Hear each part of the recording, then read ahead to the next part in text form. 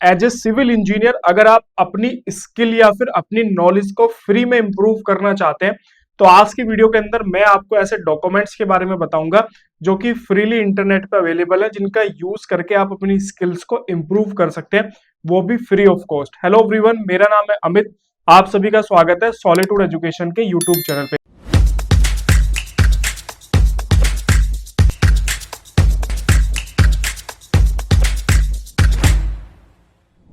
Generally क्या होता है कि कई सारे ऐसे कंस्ट्रक्शन डॉक्यूमेंट हैं जो कि इंडस्ट्री के अंदर सबसे ज्यादा यूज किए जाते हैं, चाहे आप छोटे लेवल के प्रोजेक्ट्स पे काम करो या फिर आप किसी बड़े स्केल के प्रोजेक्ट पे काम करो।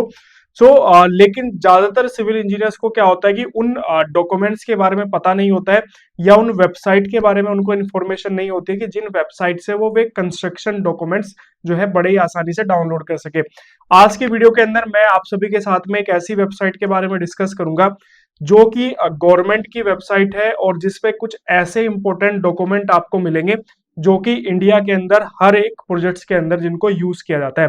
चलते हैं लैपटॉप की स्क्रीन के अंदर और आज का जो हमारा टॉपिक है उसको डिस्कस करते हैं। आपको सिंपल जाना है गूगल के ऊपर और गूगल के ऊपर आपको टाइप करना है CPWD पब्लिकेशंस। ठीक है, CPWD का नाम सुन के वीडियो को स्किप करके मत भाग जाना, क्योंकि बहुत ही काम की चीज आपको इस वीडियो के अंदर आज मिलने वाली है और ऐसी इंफॉर्मेशन आपको मिलेगी जो आपकी लाइफ भी चेंज कर सकती है।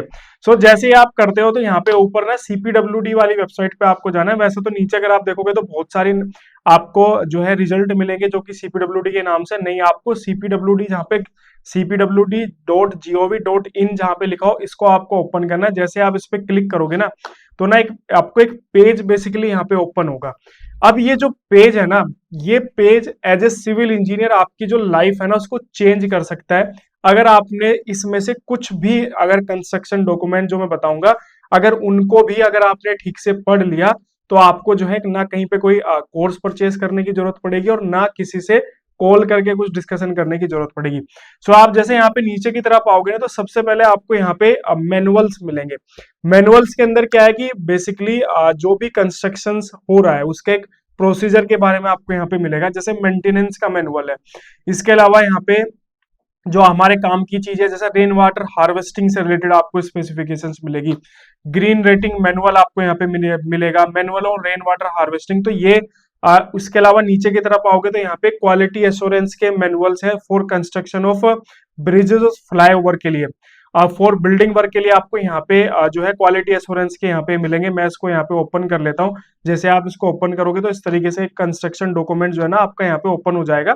मतलब PDF फॉर्मेट के अंदर आपको बेसिकली ये जो कंस्ट्रक्शन डॉक्यूमेंट है ये आपको यहाँ पे मिलेगा। अगर आप इसके अंदर देखोगे ना तो यहाँ पे देखो फर्स्ट इंट्रोडक्शन है, ऑर्गेनाइजेशन फॉर क्वालिटी एश्योरेंस। अक्सर हम लोग क्या हम क्वालिटी की बात करते हैं लेकिन हमें पता ही नहीं होता है कि हायरार्की क्या होती है, उसके अंदर किस तरीके से वो परफॉर्म किया जाता है।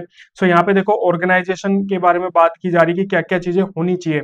रोल एंड रेस्पॉन्सिबिलिटी की बात हो रही है, project manager, deputy project manager, quality assurance engineer, site supervisor, assistant QA/QC engineer, lab technician, surveyor, plant and machine engineer. तो यहाँ पे देखो कितनी सारी लिस्ट आपको यहाँ पे मिलेगी।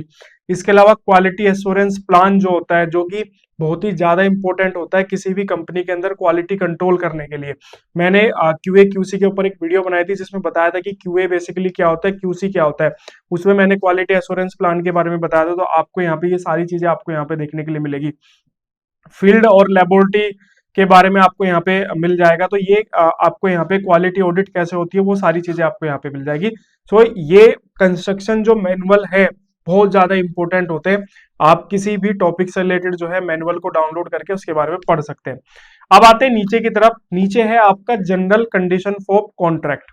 अगर आपको टेंडरिंग एंड कॉन्ट्रैक्ट के फील्ड में करियर अपना बनाना है, आप चाहते हो कि आप as a tendering and contract engineer work करना चाहते हो किसी भी कंपनी के अंदर, आपको कुछ पढ़ने की जरूरत नहीं है। आप सिंपल इस वेबसाइट पे आओ और यहाँ पे आपको GCC मिलेगा, जनरल कॉन्ट्रैक्ट कंडीशन। इंडिया के अंदर 99% जितने भी टेंडर्स होते हैं सभी के अंदर जो है GCC को ही फॉलो किया जाता है।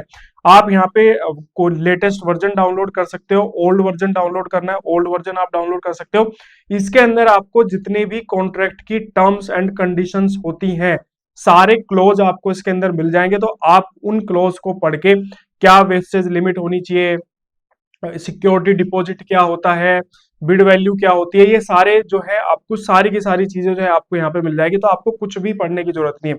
यहाँ पे आप देखो, general contract condition for maintenance work, general contract condition for EPC projects के लिए भी है, कंस्ट्रक्शन वर्क के लिए भी है, और नॉर्मल जो आपका जनरल कॉन्ट्रैक्ट कंडीशन है वो भी आपको यहाँ पे देखने के लिए मिल जाएगा। इसके अलावा नीचे की तरफ आओगे, यहाँ पे कॉन्ट्रैक्टर्स के लिए है, आप एज ए कॉन्ट्रैक्टर्स जो है वर्क करना चाहते हो किसी कम, मतलब एज ए कॉन्ट्रैक्टर आप सीपीडब्ल्यूडी या किसी भी गवर्नमेंट डिपार्टमेंट के अंदर वर्क करना चाहते हो, उससे रिलेटेड आपको यहाँ पे डॉक्यूमेंट्स जो है मिल जाएंगे। उसके बाद नीचे आओगे, प्लिंथ एरिया रेट। अक्सर आपने एक चीज देखी होगी कि कोई आपसे पूछ ले कि मुझे ये बिल्डिंग बनानी है, इसका एरिया इतना है, तो कितनी कॉस्टिंग आएगी, तो आप ना तुरंत मिनटों में या सेकंडों के अंदर कैलकुलेशन करके नहीं बता सकते कि आप इसकी कितनी कॉस्टिंग आएगी। लेकिन एक डॉक्यूमेंट है जो कि है प्लिंथ एरिया रेट, इसकी मदद से आप जो है किसी भी स्ट्रक्चर का, बिल्डिंग स्ट्रक्चर का आप जो है एरिया से रेट कैलकुलेट करके बता सकते हो बड़े आसान तरीके से। इसके ऊपर मैंने एक वीडियो भी बनाई है जो कि हमारे यूट्यूब चैनल पे अपलोड है, आप जाके उसको देख सकते हैं, जिसमें प्लिंथ एरिया रेट को मैंने डिटेल में डिस्कस किया। इसके अंदर क्या होता है कि प्लिंथ एरिया के बेसिस पे रेट दिया हुआ होता है कि आप अगर जनरल बिल्डिंग बना रहे हो तो आपका पर स्क्वायर मीटर ये रेट होगा, आप कोई स्पेशल बिल्डिंग बना रहे हो, कमर्शियल बिल्डिंग्स बना रहे हो तो उसका रेट आपका ये होगा, आपका इलेक्ट्रिकल वर्क के लिए इतना आपका उसमें प्राइस होगा, इस वर्क के लिए इतना प्राइस होगा, तो सारी चीजें जो है उसके अंदर मेंशन रहती है। तो प्लिंथ एरिया रेट बहुत ज्यादा इंपॉर्टेंट हो जाता है अगर आप टेंडरिंग के फील्ड में जाना चाह रहे हैं, आप एज ए एस्टिमेटर वर्क करना चाह रहे हैं, क्वांटिटी सर्वेयर वर्क करना चाह रहे हैं, तो ये बहुत ज्यादा इंपॉर्टेंट हो जाता है। इसके बाद नेक्स्ट आता है, ज्यादातर बच्चों की सिविल इंजीनियर्स की बड़ी शिकायत रहती है कि सर हम ना रेट नहीं कैलकुलेट कर पाते किसी भी आइटम का, या कई सारे इंजीनियर जो फ्रेशर्स होते हैं वो हमसे पूछते हैं कि क्या सर रेट कैसे एनालिसिस किया जाता है, कोई आइटम है उस आइटम का रेट कैसे कैलकुलेट किया जाता है, कि मटेरियल की क्वांटिटी कितनी रहेगी, लेबर की क्वांटिटी उसके अंदर कितनी रहेगी, तो ये सारी चीजें मुझे कैसे पता चलेगी। तो आपके लिए डॉक्यूमेंट है analysis of rate of for Delhi, जिसको DAR भी बोला जाता है। हो सकता है कि आप में से काफी लोगों ने DAR के बारे में सुना होगा। यहाँ पे आप देखो वॉल्यूम 1 है, वॉल्यूम 2 है, इसके अलावा यहाँ पे जो इलेक्ट्रिकल वर्क्स है उसके लिए भी आपका यहाँ पे, तो वॉल्यूम 1 वॉल्यूम 2 का आप ओपन करके देख सकते हो।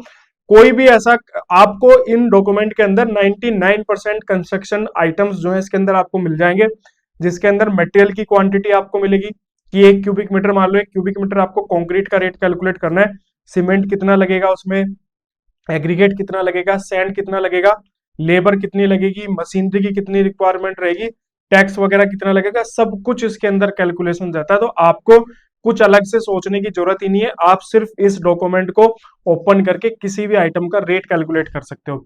इसके बाद नेक्स्ट आता है शेड्यूल ऑफ रेट सिविल, ठीक है। जनरली इसको कुछ टर्म्स में SOR भी बोला जाता है, शेड्यूल ऑफ रेट, और जो CPWD जो इशू करती है उसको DSR बोला जाता है, दिल्ली शेड्यूल ऑफ रेट। ये बहुत ज्यादा इंपॉर्टेंट है DSR। जितने भी गवर्नमेंट के प्रोजेक्ट्स होते हैं और उन प्रोजेक्ट्स में किसी आइटम का जो रेट मेंशन रहता है, मान लीजिए आपको ब्रिक वर्क करना है और ब्रिक वर्क का आपके BOQ के अंदर रेट है 7000 पर क्यूबिक मीटर, सो ये 7000 आपका कहां से लिया गया, ये DSR या फिर SOR शेड्यूल ऑफ रेट से लिया जाता है। तो ये जो आपका डॉक्यूमेंट है इसके अंदर आपको हर एक आइटम का रेट मिल जाएगा। अब आप इस बात को लेके कंफ्यूज मत होना कि सर DAR के अंदर भी तो रेट आपका बताया जा रहा है और आप DSR के अंदर भी, तो दोनों में क्या डिफरेंस है। दोनों के अंदर डिफरेंस आपको बता देता हूं। DAR का मतलब है एनालिसिस ऑफ रेट। मान लो ब्रिक वर्क का रेट आपका 7000 है DSR के अंदर, तो वो 7000 कैसे आया उसकी कैलकुलेशन आपको DAR के अंदर मिलेगी। तो आपको क्लियरिटी हो गई होगी कि DAR और DSR के अंदर डिफरेंस क्या है। DSR के अंदर क्या होता है कि एक अमाउंट आपका दिया रहता है कि 7000, 5000, 10000, लेकिन वो कैसे आया, अगर आपको ये जानना है तो आपको दिल्ली एनालिसिस ऑफ रेट को ओपन करना पड़ेगा और उस पर्टिकुलर आइटम नंबर पे जाके आप जो है चेक कर सकते हैं कि एक्चुअल में उसका जो नंबर है वो कैसे आया, मतलब उसका जो रेट है वो कैसे आया। नीचे आओगे तो यहाँ पे ये इलेक्ट्रिकल वर्क्स का है। इसके अलावा नेक्स्ट एक बहुत ज्यादा इंपॉर्टेंट है, वो है स्पेसिफिकेशंस। अगर आपको टेक्निकल चीजें सीखनी है, आपको देखना है कि किसी आइटम का मेजरमेंट कैसे किया जाता है, किसी काम को करने का तरीका क्या होता है, किसी की क्वालिटी चेक करने का तरीका क्या होता है, क्या वो सारा की सारी चीजें आपको स्पेसिफिकेशंस के अंदर मिलेगी। वॉल्यूम 1 वॉल्यूम 2 99% जो आपके कंस्ट्रक्शन आइटम है वो सारे के सारे स्पेसिफिकेशंस के अंदर कवर है। मैंने जब अपना करियर स्टार्ट किया था सिविल इंजीनियरिंग में, तो मेरे सीनियर ने मुझे जो है CPWD की स्पेसिफिकेशंस के बारे में बताया था कि इनको अगर तुम स्किल गेन करना चाहते हो या टेक्निकल स्किल्स जो है सीखना चाहते हो, तो सीपीडब्ल्यूडी की जो स्पेसिफिकेशंस है उनको जाके पढ़ो। मैंने इनको पीडीएफ में डाउनलोड करा, उसके बाद इनका प्रिंट निकलवा, एक बुक लगभग इतनी मोटी जो है ये बन जाती है।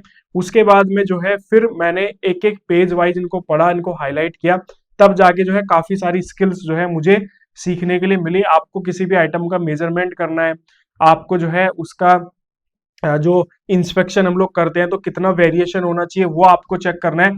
सारी चीजें आपको यहाँ पे मिल जाएगी। अगर आप देखो यहाँ पे देखो जनरल है, carriage way of material, earth work से रिलेटेड, मोर्टार्स, कंक्रीट वर्क, सबकी स्पेसिफिकेशंस आपको मिलेगी। अगर आप इन डॉक्यूमेंट को पढ़ लेते हो तो आपको ना कोई ट्रेनिंग करने की जरूरत है, ना कोई कोर्स परचेज करने की जरूरत पड़ेगी। अगर आप इन कंस्ट्रक्शन मतलब स्पेसिफिकेशन जो है आपको कोई मतलब जो आईएस कोड होता है ना वो भी आपको कोई डाउनलोड करने की जरूरत नहीं है। आप सिंपल सीपीडब्ल्यूडी की स्पेसिफिकेशंस पढ़ लो, इसके अंदर सब कुछ मिलेगा। मटेरियल की जो क्वालिटी होती है वो क्या होती है, मेजरमेंट, वेस्टेज से लेके एवरीथिंग आपको जो है यहाँ पे मिल जाएगा। तो यहाँ पे सब कुछ आपको मिलेगा, तो आप इसको पढ़ सकते हो।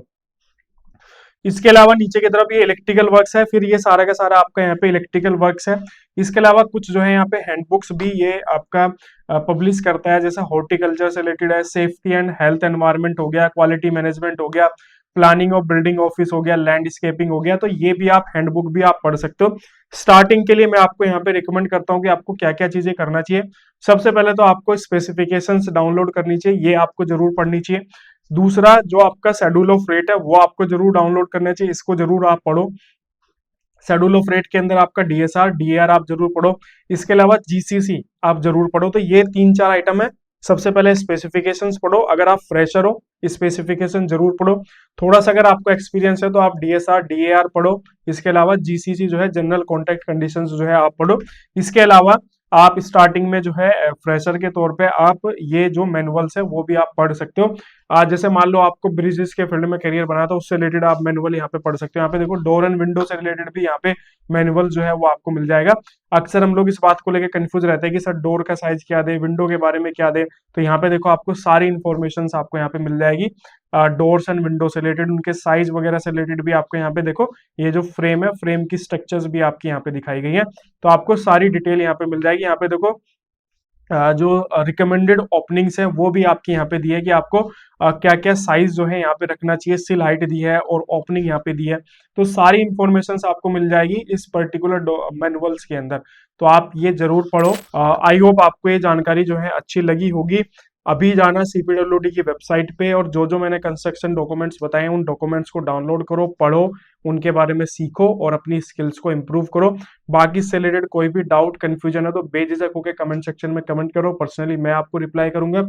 इसके अलावा वीडियो अच्छी लगी हो लाइक करो, शेयर करो और चैनल को सब्सक्राइब करना बिल्कुल भूलना। मिलते हैं आपसे नेक्स्ट वीडियो के अंदर। Okay, thank you.